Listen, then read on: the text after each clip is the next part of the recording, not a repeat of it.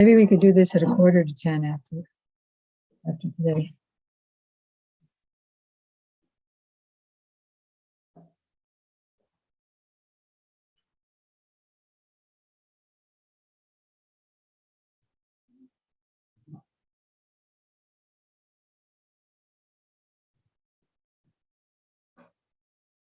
Can you sit a little further back?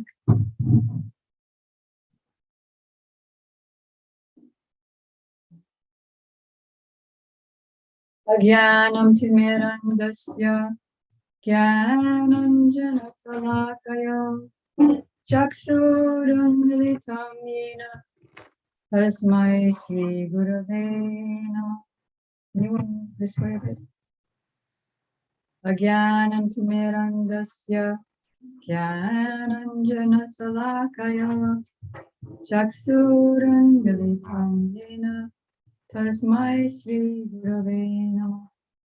Gurave Gaurachandraya Radhikaya Tatalaya Krishnaya Krishna Bhaktaya Tadabhaktaya Namo Namah.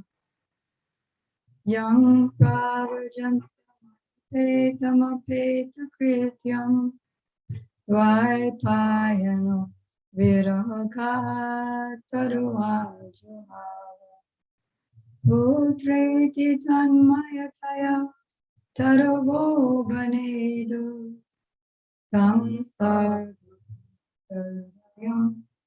Unimanatosmi Bhaktya Vina Aparada Lakshay Chiptasya Kamadi Tarangadi Kripa Sharanam Padyam Vrinde Namaste Sharanaravind Tavayvasmi Najivani Tambina Iti Vidyaya Radhe Tam Nayamam Sharan. Can you sit over there? Number one, your back is facing the deity, and number two, I have to be like a pendulum. Look at the whole. Also, once Prabhupada had just installed the deities in Boston. So now the deities were there and everyone was sitting in front of Prabhupada, and Prabhupada corrected how everybody was sitting with no knees up, but sitting cross-legged, because that's more respectful to the deities. But then he was pointing at everybody. Then he came to Pradyumna, where I just had, there's so much room here, everybody can spread out. Then he came to Pradyumna, where I just had a hernia operation. And then he said to Pradyumna to sit cross, he was holding his knees. And then he said, no, you are suffering. So first I offer my unlimited obeisances in the dust of the lotus feet, my most worshipful Diksha Gurudev. Nitya Lila Pravishta Om Vishnu Bhai, Astotra Sat Shri Srimad Srila Bhakti Vedanta Swami, and the same unlimited obeisances in the dust of the lotus feet of my most worshipful Shiksha Gurudev. Nitya Lila Pravishta Om Vishnu Bhai, Astotra Sat Shri Srimad Srila Bhakti Vedanta Narayan Goswami Maharaj, Srila Bhakti Vigyan Bharati Goswami Maharaj, Param Gurudev Srila Bhakti Pragyan Keshava Goswami Maharaj, and Srila Bhakti Siddhanta Saraswati Thakur Prabhupada, to all of his divine associates, and to all the assembled devotees. So I'm just going to quickly review the last 4 days of classes. I think this is the day. Chapter 1, the sages met Sutta Goswami, the chief disciple of Sukadeva Goswami, in the forest of Naimisharanya, and along with 88,000 sages, the leader, Shonaka Rishi, asked, first they glorified him, telling his qualifications for becoming their spiritual teacher, but he's very submissive. He heard with rapt attention from his gurus. He studied all the scriptures. He was humble. So he got blessed with not only theoretical knowledge, but with realized knowledge. So then they asked 6 basic questions. What is the absolute and ultimate good for all the people in general? What is the essence of all scriptures, by understanding which the soul can be satisfied? They didn't ask about the body, how we can get enough to eat or enough enjoyment for the body, but so that the soul, the real person, can be satisfied. For what purpose? What purpose did Krishna take birth from the womb of Devaki as the son of Devaki and Vasudeva? And what were the pastimes? What are the eternal pastimes of Krishna? And we also want to know about his magnificent pastimes of his incarnations. And finally, they asked, now that Krishna, because this is at least 5,000 years ago, just after the departure of Krishna, they asked,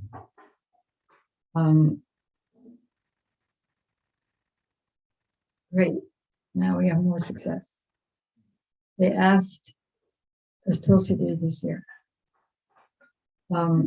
they asked Sutta Goswami, now that Krishna has departed for his own abode, where has, accompanied by knowledge and religion, where has religion and knowledge taken shelter? So then in the 2nd chapter, Sutta Goswami begins by offering obeisances to his spiritual master, Sukadeva Goswami, uttering the same prayer that we utter before classes, Nam Pravajantam. Offer my obeisances to Sukadeva Goswami, who can enter into the hearts of all. He left home after being in the womb of his mother for 12 years and left without performing any religious rites like a baby does when it's born, without getting the sacred thread ceremony, because he's a descendant from Goloka Vrindavan, and no need. He's Radharani's personal parrot, come in the form of a young man. And so he offered obeisances to him with that prayer, and then how the spiritual master showed great compassion for all suffering beings by speaking the Srimad-Bhagavatam, after first assimilating in his heart by his own experience. Then he begins to answer the questions. Then he offered obeisances to the Lord, to the incarnation of the Lord, Rishi, to the goddess of learning, Saraswati, and to Vyasadeva, the author. That's the first 3 verses. And then he begins to answer the question.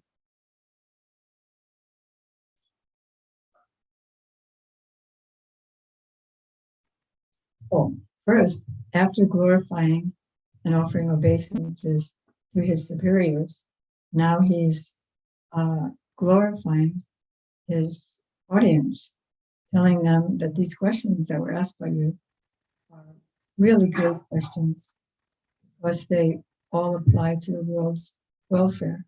And only questions like this about the Lord can fully satisfy the self. So you have to ask questions. Want to be satisfied if you ask about Krishna. Especially when we're in the kitchen, because this is Radharani's kitchen, and really she's cooking for Krishna, and our Gurudevs, our gurus, are assisting her, and we want to become Sri Guru's assistants. So with that mood of desire, we're assisting our Gurudev in the form that we've seen him in this world. That's our meditation. And therefore, we only want to talk about Radha and Krishna. Please them all, because We're just their assistants, and they're really the ones who are doing everything. Then in text 6, now he begins the answers with a very, very important verse. Savai pangsaparo dharma chobhaktir huksaje hoitikiya pratihata jaina masu prasidati. That the supreme occupation or religion, dharma, the actual duty of the soul and of all humans, is to engage in devotional service to Adhoksvaja, the Lord who is transcendental to all the senses. And that service must be uninterrupted and without material cause in order to fully satisfy the self.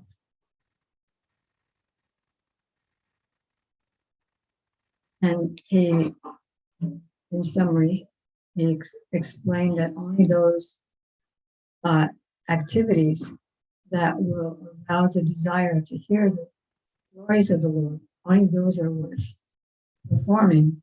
Otherwise, all other activities are useless labor. That word is used. And those who are really intelligent and inquisitive, and they want right information, they will inquire about the absolute truth from their teachers. So he's instructing them, therefore, with one pointed attention, constantly glorify, remember, worship the personality of Godhead, who is the protector of the devotees. And then he explains what happens to somebody who does that. With sword in hand, intelligent persons cut through the labyrinth knot of reactionary work. That means work that produces miserable or happy, which is always two sides of the same coin of misery. Results. They're only working for the Lord's satisfaction and for their bhakti advancement. So intelligent persons cut through the labyrinth knot of reactionary work by remembering the Lord. So who is there in the world who would hesitate to listen to his messages? And by serving the pure devotees, great service is done, because by such service, one develops an affinity, an attachment, a desire to hear about the Lord. Anyone who does attend the Bhagavatam classes regularly and engages in the service of pure devotees regularly, daily, he comes free from practically all impurities and inauspicious things. And he comes to the mode of goodness, which is free from all the suffering results of being in the mode of passion and ignorance. And his service gradually becomes free. He can never fall down from it again. At that time, all lust, anger, greed, pride, vision, and anger disappear from the heart, and the person becomes satisfied by being in the mode of goodness. At that time, he realizes scientifically the glories of the Lord in his heart. And as it's stated in the beginning of the Bhagavatam, by the author Vyasadeva, when Krishna is established in the heart, he becomes controlled in the heart. Thus, the knot in the heart of all misgivings, God, why did that have to happen to me? Are cut to pieces, and the fruitive reactions are terminated. No more karma. We were asking about that yesterday. That when one is fully absorbed in bhajan, then it's stated, I believe it's the Brahma Samhita, Kramadi nirdahati kintu cha bhakti bhajan. Krishna takes away all the karma. And then he talks about the difference between worshiping the Lord and his plenary expansions of Vishnu and worshiping demigods. Just like, what is that about wood? Firewood is a transformation of earth, right? That's better than earth if you want to burn something. Smoke is better than wood. Fire is still better, because by fire one can derive the benefits of, now that analogy is coming to the actual thing, of scientific knowledge from the Vedic literatures. So similarly, because you can do a fire sacrifice, and by doing the fire sacrifice, everything gets auspicious and purified. So for a fire sacrifice, wood is better than earth, smoke is better than wood, fire is better than smoke. Similarly, passion, mode of passion, is better than ignorance. If you want to read about ignorance and passion, you can read that in Bhagavad Gita. Ignorance is like sloth, drunkenness, putting something off, eating all kinds of abominable things like meat, fish, eggs. Even garlic and onions are in the mode of ignorance. Plus, they also have like 22 slow poisons. Gurudev wouldn't even initiate some devotees in India. Like here, the big things, meat, fish, and eggs. In India, it's garlic and onions. So he wouldn't even initiate somebody.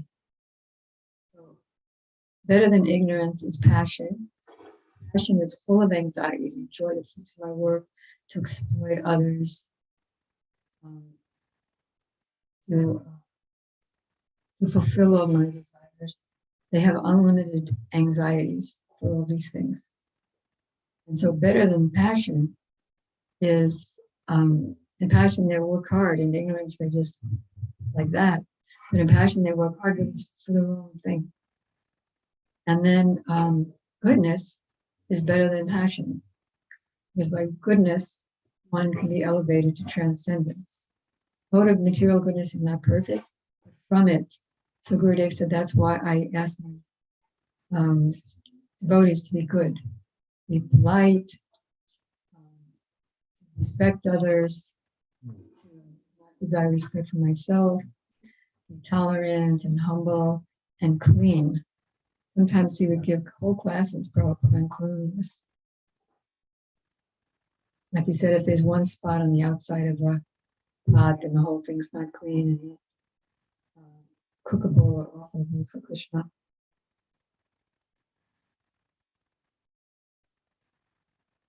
So previously, Sutta Goswami is continuing. Previously, the great sages worshipped the Lord and achieved perfection, and anyone who follows them. If you chant, you can neither hear, nor can I concentrate, nor the others can concentrate. It's a good quality to like to chant, but not in class. Okay. Then he himself glorifies. Oh, so similarly, there's deities over the different modes of nature. Like Lord Shiva is the predominating deity of the mode of ignorance, and Brahma, mode of passion, and Vishnu, the mode of goodness. So for the actual ultimate results, better to worship Vishnu, or to speak of the ghastly forms of the demigods, like Kali. They sing that thinking they're getting some benefit, but they're not. Okay, so one can only remain in the mode of passion and ignorance by such worship. She's a pure devotee. Kali Ma is a pure devotee. Durga is a pure devotee. Ganesh is a pure devotee. But they can't give the ultimate benefit, and they have specific roles. Like the superintendent of material nature. So then he glorifies Supreme Lord Krishna, known as Vasudeva, or the son. He calls him the son of Vasudeva and Devaki, but actually he's really he's the partial son of Vasudeva and Devaki, because they know him partially as their son, and partially as God.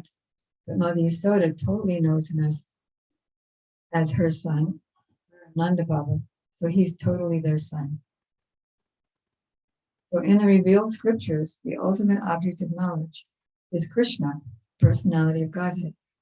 The purpose of performing sacrifices is to please him. Yoga is for realizing him.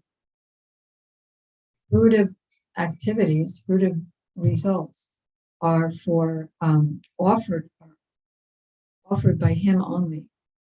You can't even getting fruitive results, you can't have that unless Krishna gives it, because he's the controller of the world. He's controller of all the modes of nature. He is the supreme knowledge. All austerities are performed to know him. Like today, many of you are fasting, or at least fasting from grains, beans, and other prohibited foodstuffs because it's Ekadasi. Some of you are fasting altogether. And that austerity is to please the Lord. So he becomes pleased to take away all obstacles in our bhakti and give us all auspiciousness. And he's the supreme goal of life. Religion means loving service to him. And I'm going to say that verse because it's a very interesting poetry. Vasudeva Paraveda, Vasudeva Paramaka, Vasudeva Parayoga, Vasudeva Parakriya, Vasudeva Param Jnanam, Vasudeva Param Tapaha, Vasudeva Paro Dharmo, Vasudeva Paragatihi, Paragatihi, supreme goal of life. Without a goal, there's no question of a process, a path. Can't even begin. Like you all came here in your cars, but if you didn't know the address, the goal of where you were coming, then when you first got out of your house, you couldn't even have turned this way or that way because you didn't know the end.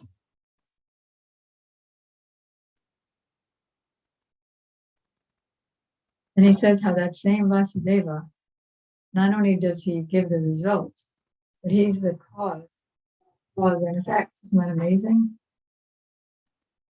He created the demigods. He enters into everyone's body. And he gives the results of our activities.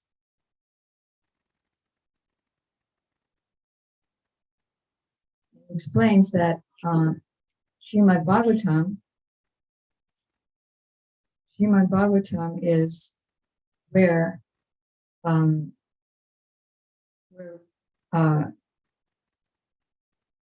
religion took shelter after Krishna's departure from the world, accompanied by the large religion in question, and knowledge and religion.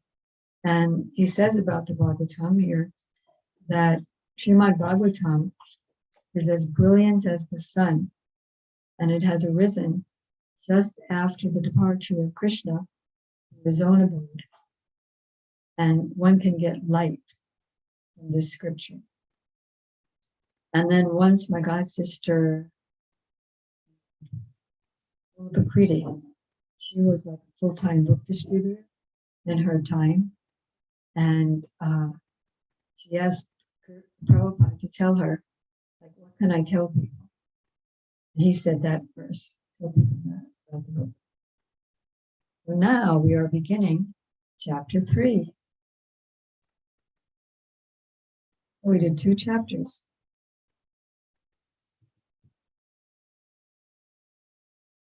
Jagre Pausham Rupam Bhagavan Adadivi Sambhutam Sodashakalam Ado Strikshaya. Sutta said, in the beginning of creation, the Lord expanded himself in the universal form of the Purusha incarnation and manifested all the ingredients for the material creation.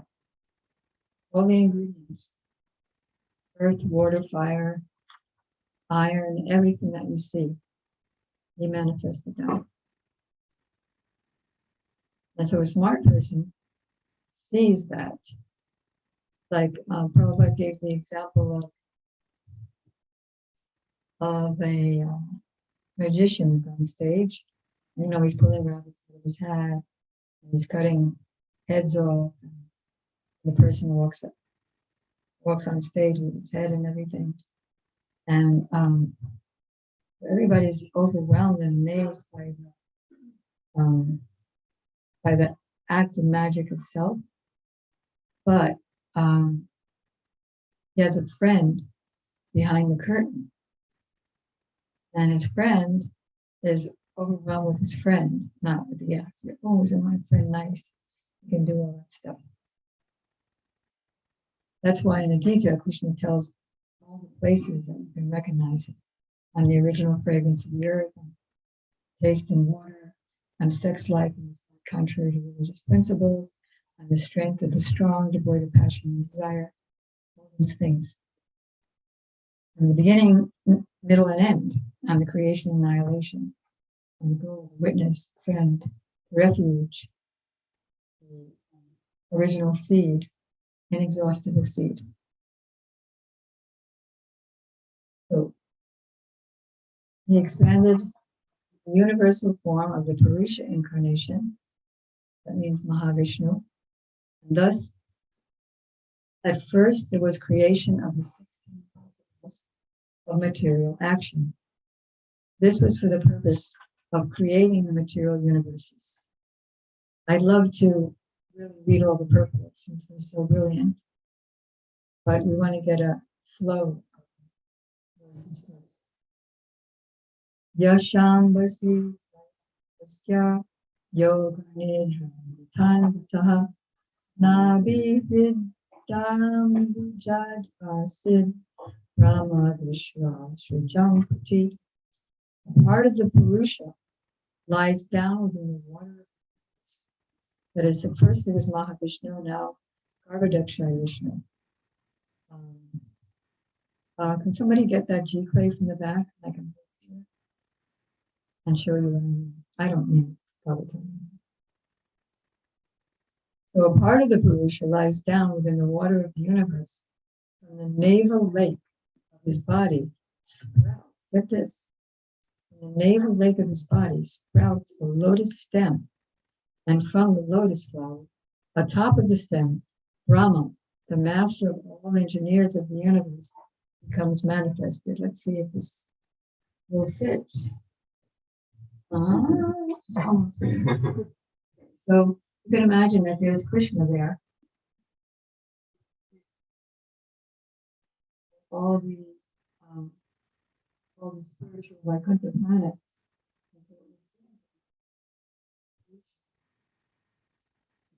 Remove expansion of Krishna, or Purana-Dakshaya Vishnu, or residing now in the ultimate cause, all the places of the body come in the universe.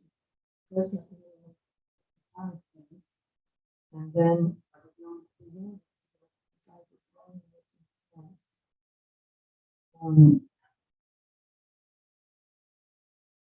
What did I say?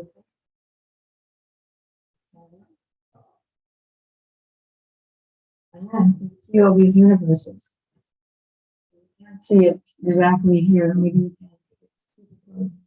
But then a portion of Mahavishnu, or Garbhodakshaya Vishnu, Garbha means womb.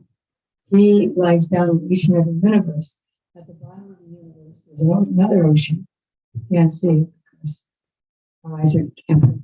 Thank you. And it's a long ways away to get to the bottom of the universe. It's even hard for us to get to the bottom of the matter. You know what I mean? Got to get to the bottom of the universe. So, and from the lotus, Lord Brahma sits on top of the lotus, and he engineers as the secondary. He engineers all the things in the universe, like oceans and sages and varnashram and what else? Yeah, those things. So it is believed, let's do the verse. Yashavataiva samstanai kalpito lokavistara tadvaya bhagavato rupam Vishuddham Sad Urjitam. It is believed that the universal planetary systems are situated on the sense of body, as we just showed, of the Purusha. It has nothing to do with the created material ingredients. His body is eternal in spiritual existence par excellence. Like I get caught up in just any little thing that I do. Well, people go on a trek and go to the temple and the lawn. But he's creating innumerable universes and not touched by anything. Pashantyado Ada Chatsusa Sahasrapaduru Pujanam Nadutam Sahasramoda Shravanakshi Nasikam Sahasramoyam Indalo Sat. Devotees with their perfect eyes see the transcendental form of the Purusha, who has thousands of legs, thighs, arms, and faces, all extraordinary. In that body there are thousands of heads, ears, eyes, and noses. They are decorated with thousands of helmets and glowing earrings, and all are adorned with garlands. Etananavataranam nidanam vichamavyayam yashamsaimena shriyante devatirnaradayam. This form, the second manifestation of the Purusha, that means Garbhodakshaya Vishnu, is the source and indestructible seed of multifarious incarnations within the universe. From the particles and portions of his form, different living entities like demigods, men, and others are created.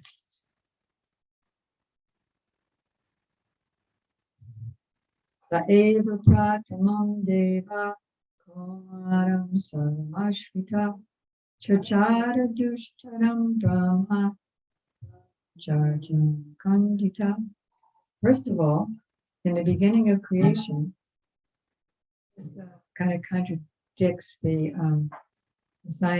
mundane, so-called scientific theory of creation, which is in the beginning. I'm going to stand up. In the beginning, there was a big bang, and from the big bang, everything.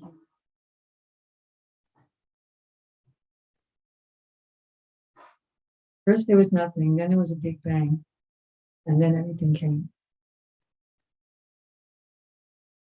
First, the amoebas and the bacteria and everything.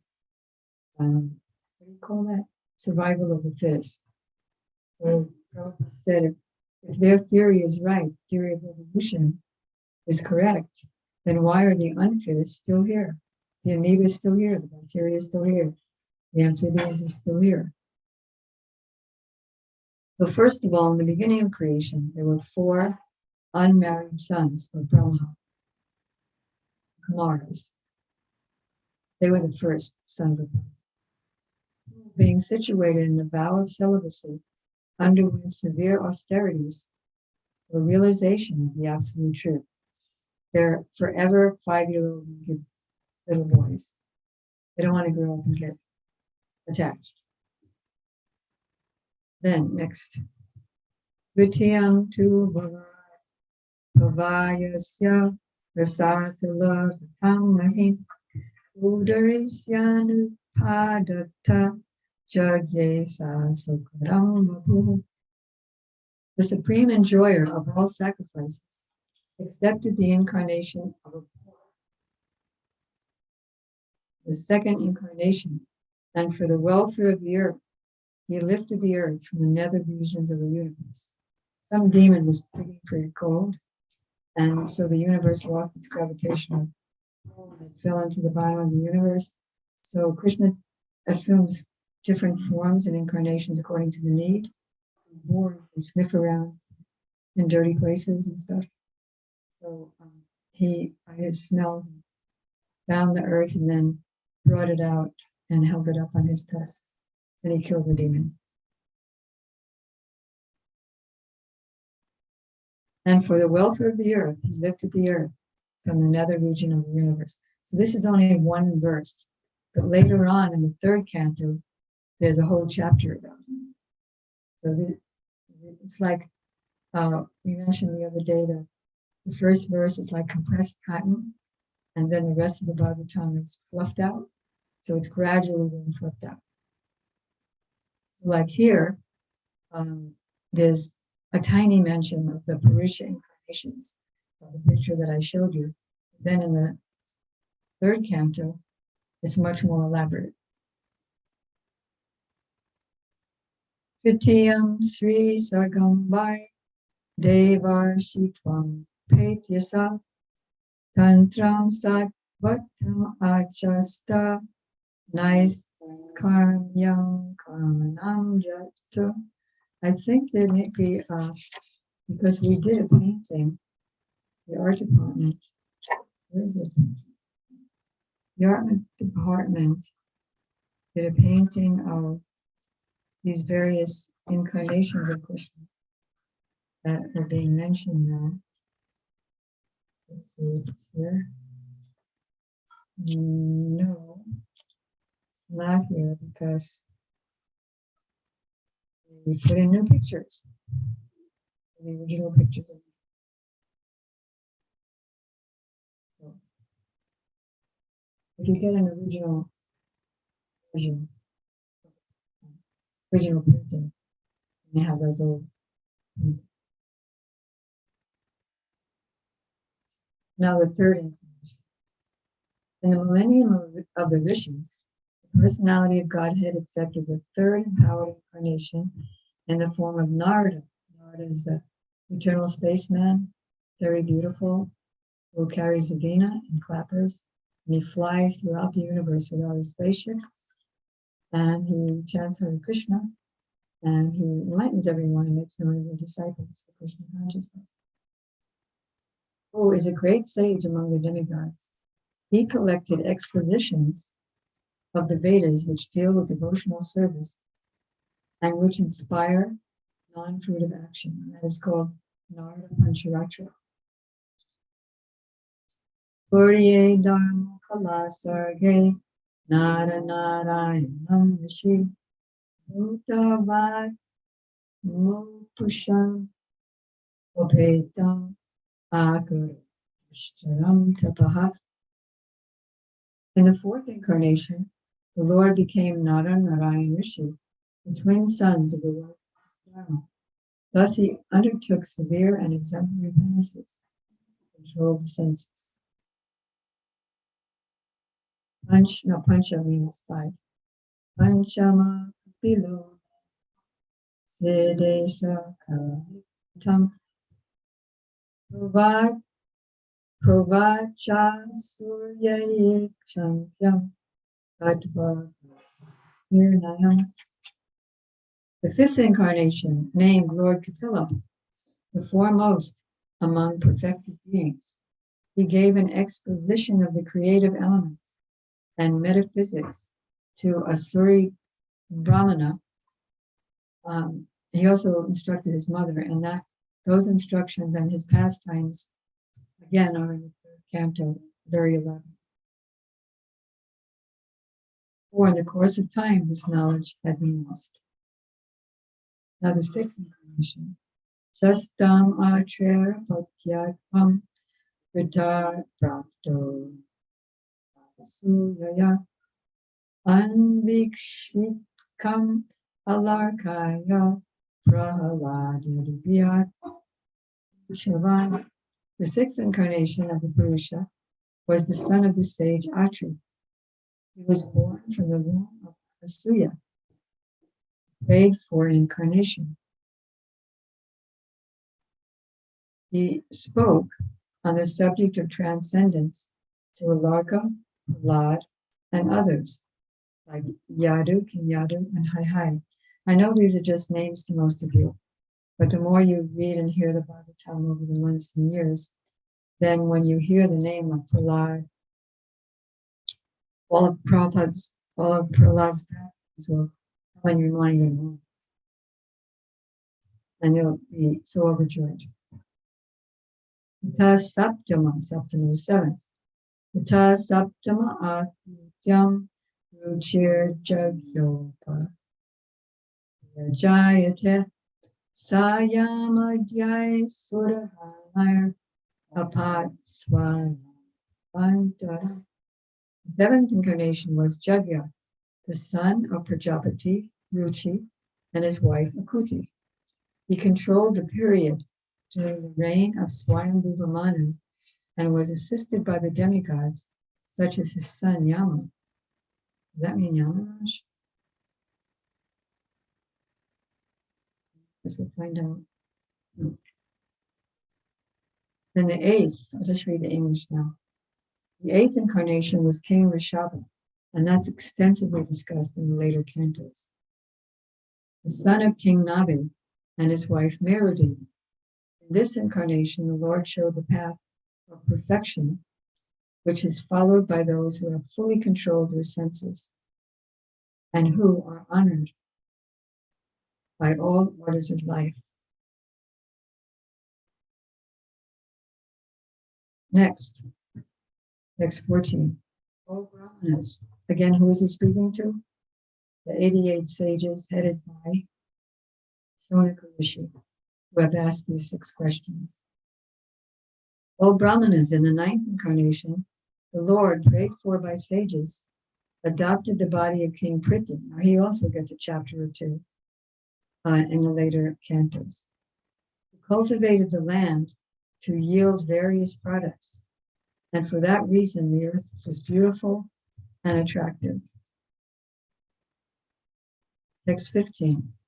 Then there was a complete inundation in the period of Chaksusamanu, and the whole world was deep in water.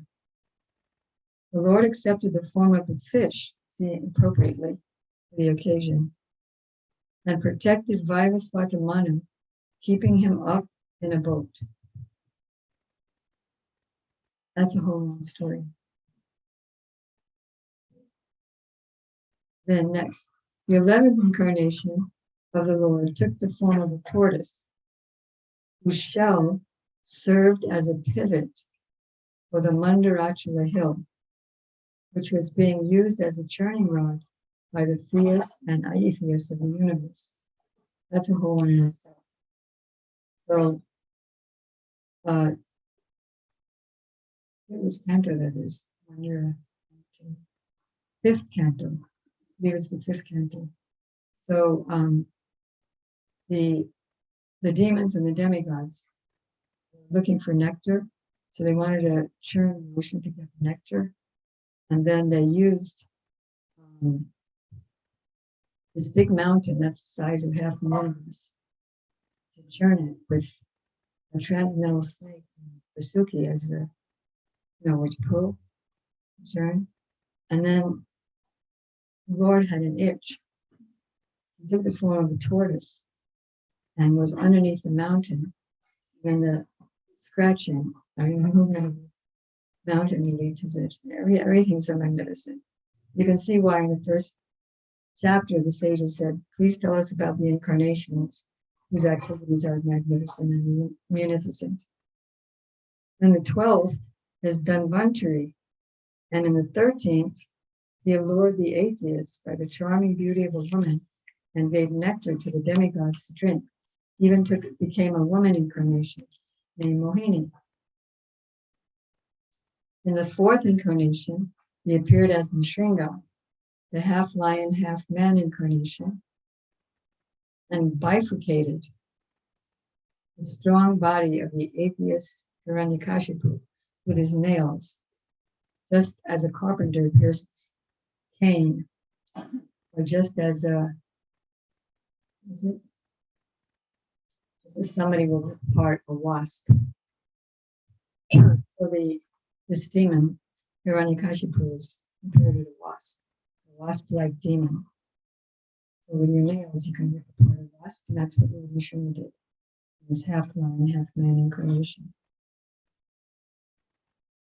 In the 15th incarnation, the Lord assumed the form of a dwarf Brahmana.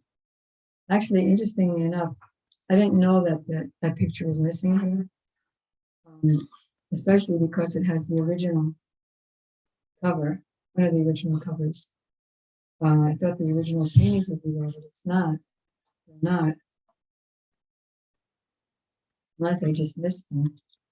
Because then you could see, any see incarnations look. And once, back in 1974, he and the manager of the BBT at that time, we decided that these old paintings, they're not so good. So better to put in new paintings in the reprints of the books. And Prabhupada saw I don't know if you know what his signature is. It's like a 16-page with all the different pictures that the printer has before he prints or while he's printing. So Prabhupada saw that. One of the devotees showed him that.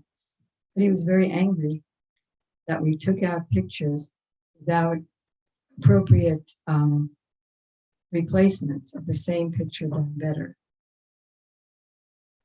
Rather, we just put in general pictures that had something to do with the topic, because they were technically better, more to the point. He was very upset.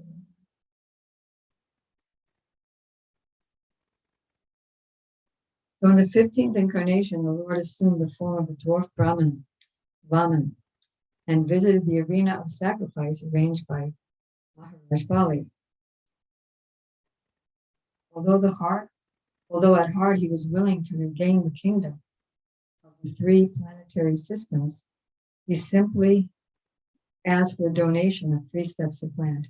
That's a whole other chapter in the 8th canto, maybe 2 chapters, which I'm not going to get into now, but it's amazing pastime. If you want, maybe there's something in a little tiny bit in the book. But the demons had taken over the universe. Indra is a sort of devotee of Krishna. So Vamandev, being the younger brother of Indra, he wanted to get back the kingdom from Indra, for Indra.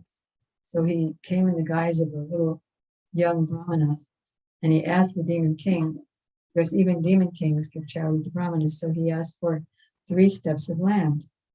And so, of course, king awarded that. And so then he expanded.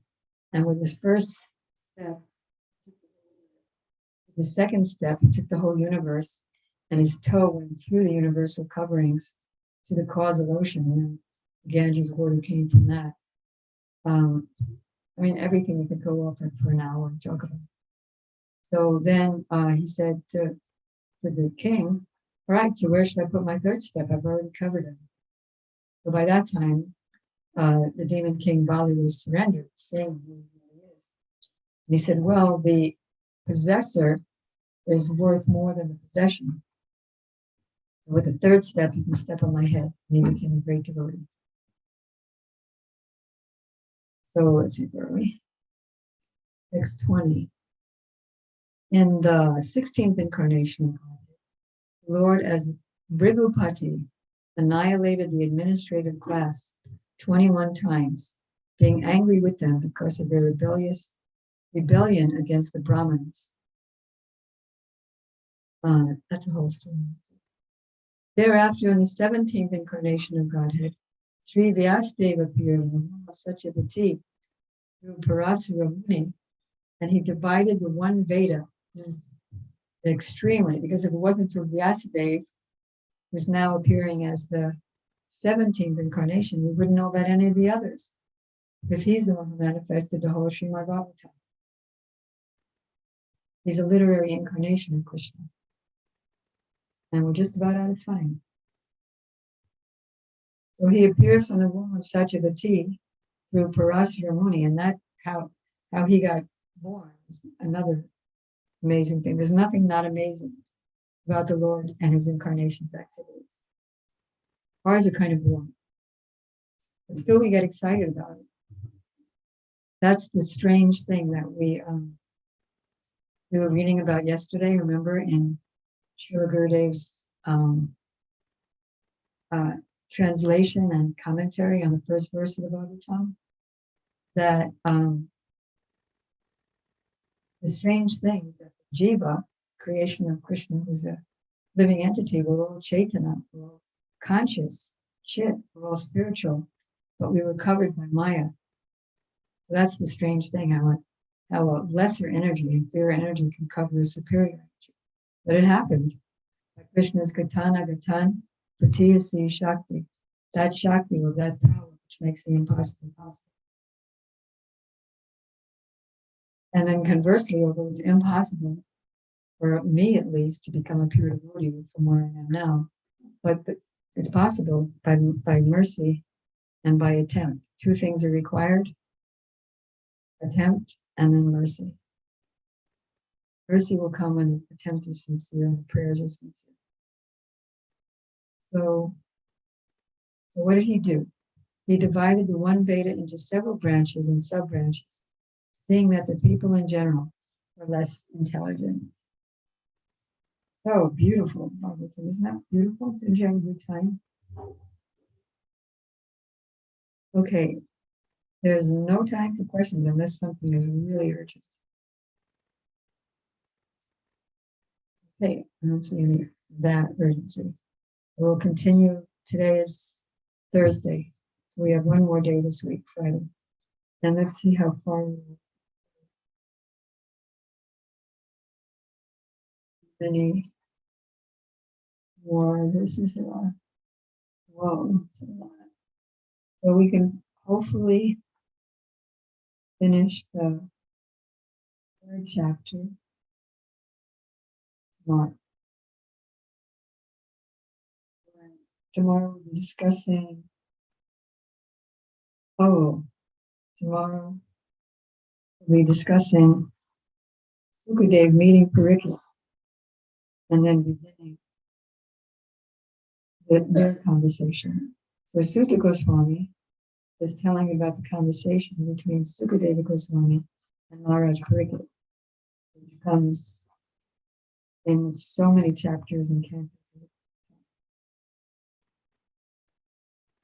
Exciting, very nice.